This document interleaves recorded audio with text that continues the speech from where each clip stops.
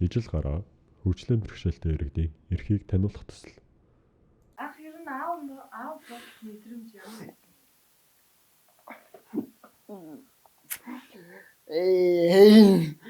Яг үндэмрээд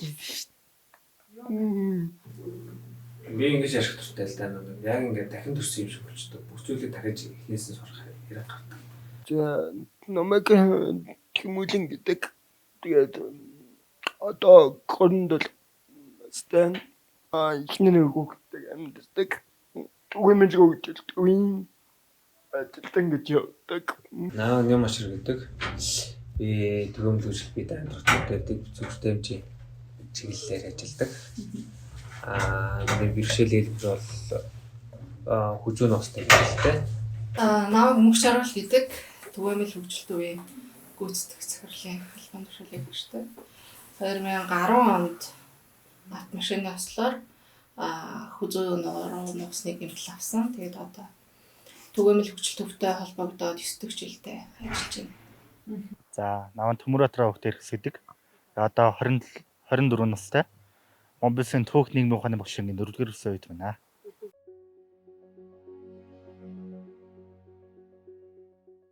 Хөгжлийн бэрхшээл гэдэг зүйл манай өөрөө ер нь хүн үүссэн цагаас эхлээд ер нь л байсан.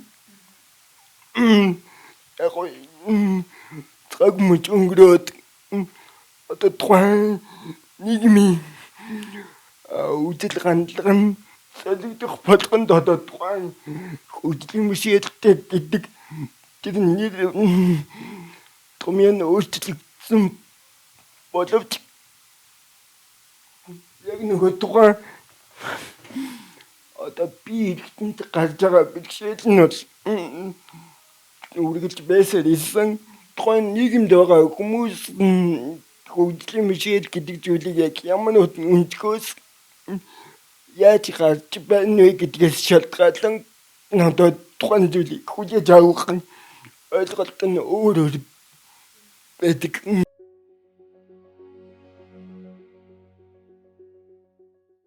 Яг хатуудын бүтцийн хувьд бол бас нэлээд өдөр болгон сарилт тэр хөгжлийн бэрхшээлтэй хүмүүст бол сарилтууд маш тулгардаг те. Одоо гараа явахад эд эдвэрээ өөрчлүүлэх те. Бүч ажиллагаан бол хөгжлийн бэрхшээлтэй тэр залуус тэ хүүхэд залуустай сурч боловсрох ерөнхий боловсролын сургууль сурах те.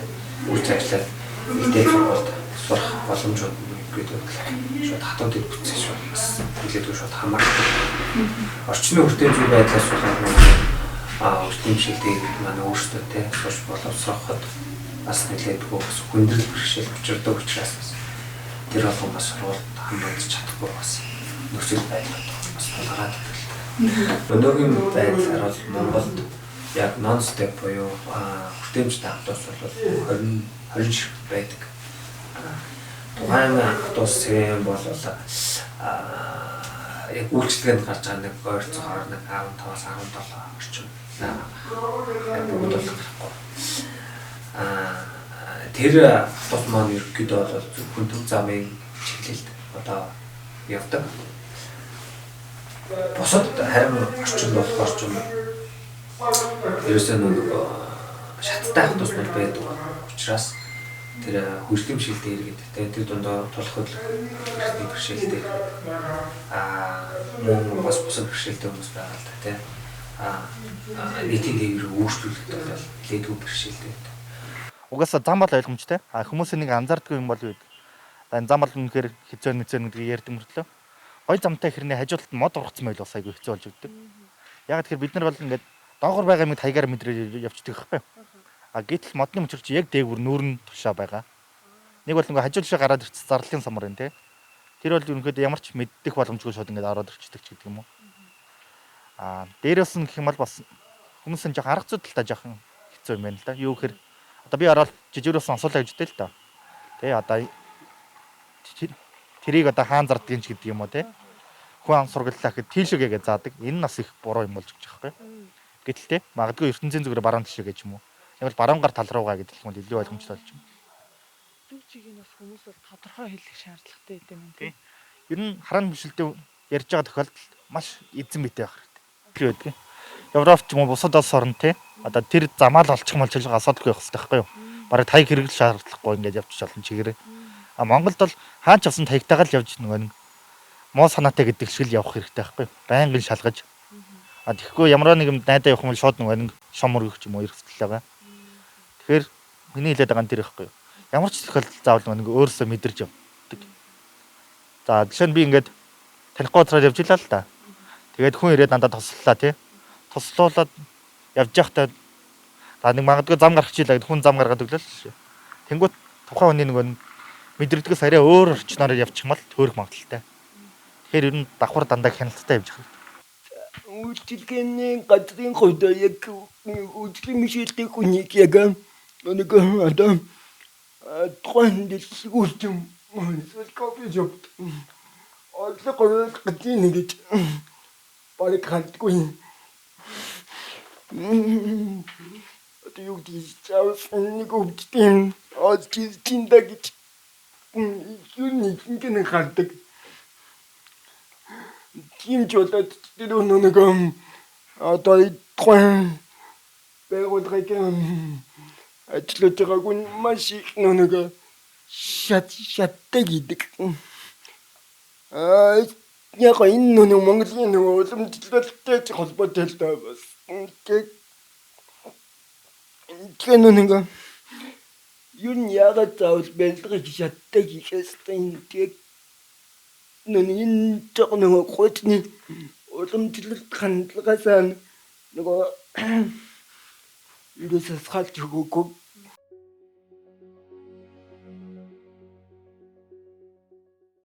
За ер нь бол юу гэдгийг харааны бишэлтэй хүн бол гаднаас одоо олж авах боломжтой мэдээллийнхаа 80 орчим хувийг алддаг гэж үздэг байхгүй.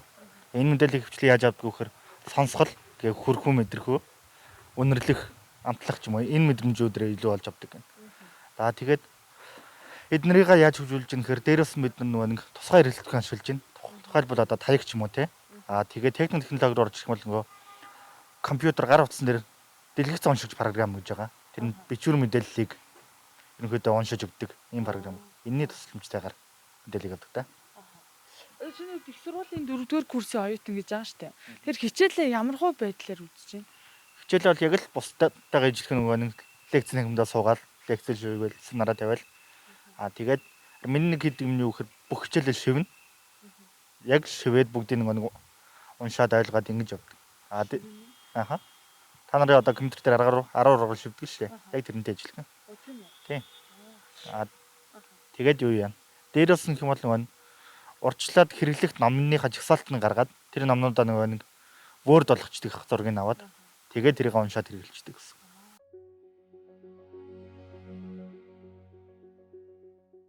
Мэдээж хэрэг нэг хөгжлийн бишэлтийн иргэдийн хувьд бол яг бусдын адил тий нийгэмд оролцоод бүрэн төрөнд амьдрна гэдэг маань өөр маш чухал юу хүн болж төрсний маш чухал зүйл байхгүй юу. Одоо жишээлбэл та хайж ч гэсэн гэр бүлтэйгээ амьдарч байгаад тий сургуулаа төгсөөд тий гэр бүл орхиод ингэ явна шүү дээ. Дайж бүрээ дэлхийд ниснэ гэдэг шиг тий хүнтэй суун тэгэл өөрх амьдралыг зохиогоод ингэ явна. Гэхдээ хөгжлийн бишэлтэй хүмүүсийн хувьд энэ бол айгүй тийм том челленж байдаг л ингээд ер нь энэ зүйлийг бий болгох гэдэг маань айгүй тийм том сорилбар боломжгүй зүйл бас тоод орно л та. Одоо хүн дэлбэр хөгжлийн бишэлтэй. Тэгэхэд бол энэ нийгэмд бол хөгжлийн бишэлтэй гэсэн хамаагүй тийм нийгэмдээ оролцоод өөрийнхөө амьдралыг зохиож болох тийм хүмүүст гарсан нэг байх хэрэгтэй гэж би боддог байхгүй. Нэгт хоёрт болохоор ер нь бол яг хөгжлийн бишэлтэй энийг бий болгохын тулд бас тийм хөгжлийн бишэлтэй бидээ амьдрах тийм тогтолцоо нийт төвөр бас чухал хэрэгцээтэй гэж боддог. Энэ юу юм бэ гэхээр ерөөсөө хөгжлийн бишэлтэй нийтийн бэрхшээлтэй ч гэсэн хамаахгүй одоо нэг хөгжлийн бишэлтэй одоо иргэдийн бидээ амьдрах юм тогтолцоо бий болчих юм бол яг бусдад амьдрах боломж нь бас бүрдэх байна. Би нөгөө хөлөөр компьютер юм хийдэг байхгүй юу. Тэгээд намайг гинт ажил хийж чадна гэж ерөөсөө толгойд нь буухгүй байгаа. Зөвхөн гараад юм хийдэг хүн компьютер ажиллаж чадна гэж ойлгодог юм ойлголттой. Тэгэхээр нэг одоо яг тухайн хүний онцлог тохиолсон тэр ажлын байрыг бэлдэх тийм зүйлийг одоо хиймээр байгаа.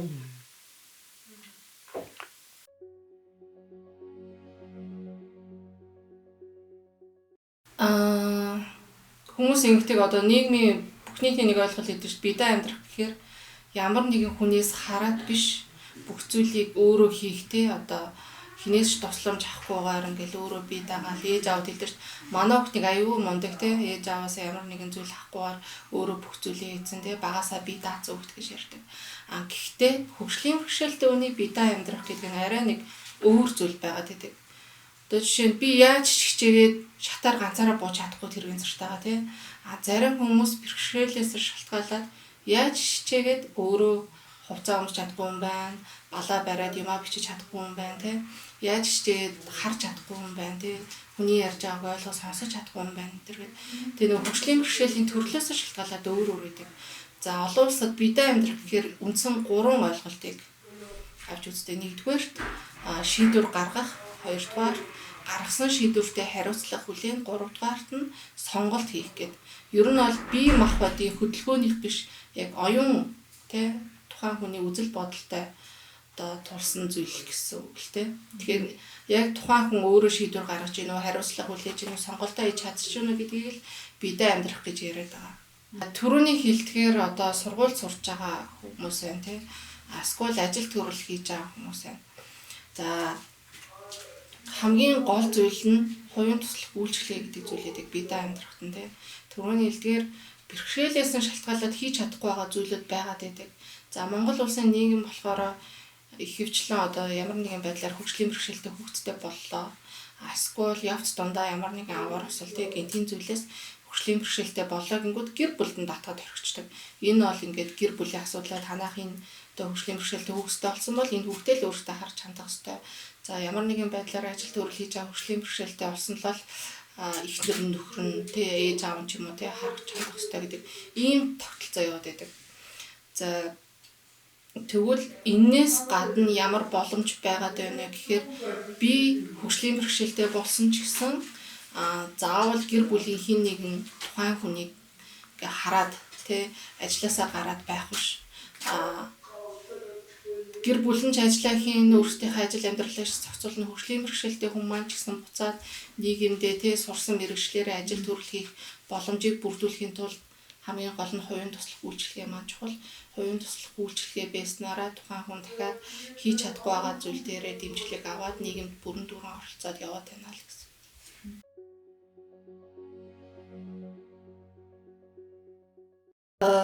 Бидээ амьдрахыг Монголд одоо яг түгээмэл хөгжил төв анхан гэж би болох гээд оруулж ирээд гээд 11 дэх жилдээ тасралтгүй үйл ажиллагаа явуулж байгаа. Тэгээд Монголд бол янз янзын байгууллагууд байгаад байдаг тийм. Маш олон төрлийн бус байгууллагууд хөгжлийн бэрхшээлтэй хүний чиглэлээр үйл ажиллагаа явуулна гэдэг. Энэ олон байгууллагуудаас түгээмэл хөгжил төвийн ганц ялгарч байгаа онцлог нь бидээ амьдрах систем, хувийн туслах үйлчилгээ гэдэг зүйлээрээ одоо ялгарч байгаа. За манай дээр болохоор 160 орчим гишүүд байдаг янз янзын бэрхшээлтэй. Хүзүү нурууны усны ихч байна те тэргийн зэрэгтэй тархины саажилттай таягтай одоо хөл гараа тайруулсан. За тэгээ сүүлийн үед бас ингээд жоохон унж тацдаг оюуны хоцрогдолтой залуучууд бас нэлээдгүй нэмэх жишээ. За тэр хүмүүсийн хэрэгцээ шаардлага мэдээж өөр яг юун дээр нь туслах дэмжих зүйл шаардлагатай байдаг вэ гэдэг дээр нь үндэслээд бид нар сургалтууд болон хувийн туслах үйлчилгээ зөвлөгөө мэдээлэлээр хангадаг. 18-аас дээш насны хүмүүсийг бид нэр яг цагийн ажилтнаар бүртгэж аваад өөрсдөө сургалтанд хамруулдаг байхгүй юу? Онлайн сургалт, практикийн сургалт гэдэг. Тэгээ сургалтанд хамрагдсныхаа дараа бас дадлага хийж үзнэ 3 удаагийн. Яг ингээд дагаж яваад яг юунд нь тусалтай юуг нь анхаар тэгээ 3 удаа дадлага хийж үзээд за энэ ажлыг би хийж чадах юм байна, болох юм байна гэх юм бол гэрээ байгуулад манай дээр ажил хийх боломжтой. Тэгээ одоогийн байдлаар манад 20 орчим цагийн ажилчид оюутан залуучууд байна. За дээрээс нь нэг боломжтой бусад цагийн ажлуудаас юугаар ялгаатай вэ гэхээр бусад цагийн ажлууд орой 7-оос 11 цаг хүртэл ажиллана гэдэг тогтсон тийм цагтай байдаг бол манайх тогтсон цаг байхгүй. Тухайн оюутнууд маань өөрсдийнхөө хичээлийнхаа хуваарийг харж байгаа. За энэ 7 хоногт би үнэхээр завгүй байна тийм шалгалттай бэлтнэ. За дараа 7 хоногт ажиллана ч гэдэг юм. Өөрсдөө цагаа зохицуулаад ажилладаг. За дээрээс нь бас нэг цөөхөн одоо төрийн албан хаагч тэгээ байгууллагын төрөмс байгууллага ажилчид манай дээр цагийн ажил хийдэг. Зөвхөн хагас аймагт би завтай. Хагас аймагт цагийн ажил хийя. Эсвэл зөвхөн оройн цагаар ажиллаад хараад одоо орой 7-оос 9-ийн хооронд ч юм уу тэ ажиллаад хараад би юм цагийн ажил хийж болно гэдэг тийм боломжтой учраас бусад цагийн ажлыг бодох юм бол илүү давуу талтай. Ах ер нь аав болох мэдрэмж ямар вэ? Яг үндэмрээд нөгөө анхаад гаруулахад нэг нэмж жижигхэн тэгээд зүрхэн тоглож байгааг сонсон ч юм гоё мэдрэмжсэн л да. Тэгээ гүйтэй юм чинь босод хүүхдээс дутаах болов гэж бодчих. Таны хувьд одоо 10 жилийн өмнөх гэсэн явдлын сэтгэл зүйн хэрхэн давсан бэ? Эхэндээ бол маш хэцүү л байсан баг тийм. Тэ ерөнхийдөө бол би ингэж ярих туфтал тань яг ингээд дахин төрсөн юм шиг болчтой. Бүх зүйлийг дахиж эхнээс нь сурах хэрэг гардаг. Одоо хүн чинь нөгөө нэг төрсныхаа дараа эргэн хооллох уу тийм эргэн бие авч явах уу эргэн хөл дээр алах уу тийм хэрхэн одоо хуцаа өмсөх үү гэх мэтчлэн хөгжүүлсэн ингээд чинээс сурдаг болов. Яг нусны гэмтэлтэй хүмүүсийн хувьд тийм одоо хөдөлгөөний бэрхшээлтэй хүмүүсийн хувьд бол бүгдийг бас шинээр сурах.